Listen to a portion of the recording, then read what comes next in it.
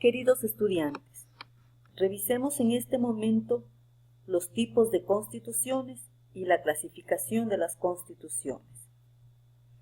Es importante referirnos previamente al concepto y alcance del término constitución. La Constitución es conocida también con el nombre de Carta Magna o Carta Fundamental. Es la máxima ley del Estado, la norma suprema.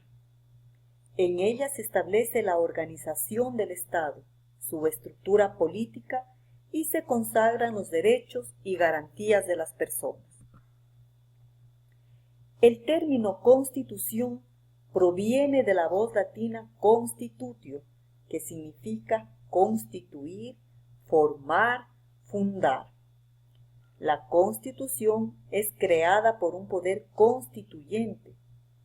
La Constitución es, por tanto, un conjunto de normas fundamentales de un Estado soberano. Siendo la Constitución la máxima ley del Estado, ninguna otra ley o norma puede contradecir lo que dice nuestra ley suprema. En caso de darse esta eventualidad, dicha ley o norma debe ser declarada inconstitucional. El cumplimiento de las normas constitucionales es obligatorio para todos los ciudadanos, ya sea para nacionales o extranjeros que habitan en determinado estado. Dentro de los tipos de constitución tenemos la constitución real, la constitución formal, constitución normada y constitución no normada. La constitución real describe o refleja la realidad de un Estado. Por ejemplo, quién ejerce el poder, cómo lo ejerce, cuáles son las relaciones entre quienes ejercen el poder y entre estos y los gobernados, expresión de los factores reales de poder. La Constitución formal es el texto de la Constitución como tal. Ese documento solemne, legal, supremo, que debe seguir un procedimiento para su elaboración diferente al de las leyes ordinarias. Hablamos de la Constitución escrita o codificada. En el texto básico encontramos lo referente a la Constitución normada y a la Constitución no normada. La primera se refiere a la normalidad de la conducta normada jurídicamente o extrajudicialmente, como costumbre, moral, religión, urbanidad, moda, es decir, contiene normas jurídicas y no jurídicas, entra en el campo del deber ser. Y la segunda, la Constitución no normada,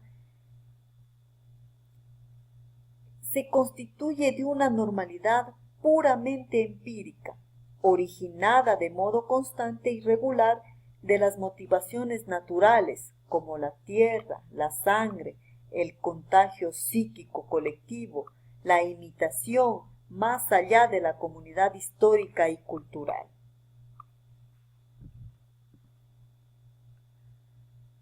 Revisemos la clasificación de las constituciones que nos presenta el doctor Ramón Eduardo Burneo en el texto básico. El mencionado tratadista clasifica a las constituciones en tres maneras: por la forma y origen, por el grado de estabilidad o permanencia de sus normas y de acuerdo a un criterio histórico y por el modo como han sido expedidas. En lo que respecta por la forma de origen, las constituciones se clasifican en escritas y no escritas. Escritas se refiere a un conjunto ordenado y sistemático de normas positivas constituyendo un cuerpo unitario e indivisible. En cuanto a las no escritas, es decir, no unicodificadas, no están en un solo texto. Por ejemplo, la Constitución de Inglaterra se compone de varios documentos escritos, leyes, sentencias, tratados y otras fuentes como las convenciones constitucionales parlamentarias. Por el grado de estabilidad o permanencia de sus normas, la Constitución se clasifica en rígidas, flexibles y semirrígidas. Rígidas emanan de un órgano especial con solemnidades extraordinarias mayores que las leyes ordinarias. No pueden modificarse mediante procesos ordinarios. En cuanto a las flexibles, se modifican con procesos ordinarios al igual que una ley ordinaria. Y las semirrígidas o semiflexibles establecen procedimientos especiales para su modificación, pero que son sencillos.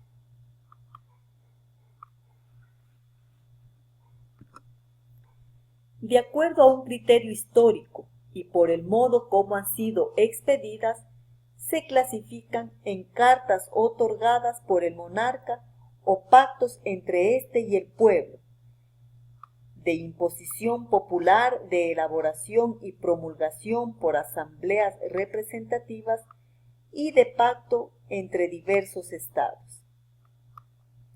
En cuanto a cartas otorgadas por el monarca o pactos entre éstes y el pueblo, en el primer caso, o en este caso, el rey indica al Estado las formas de organización y los derechos y garantías de los ciudadanos, sin que participe el pueblo en estas decisiones.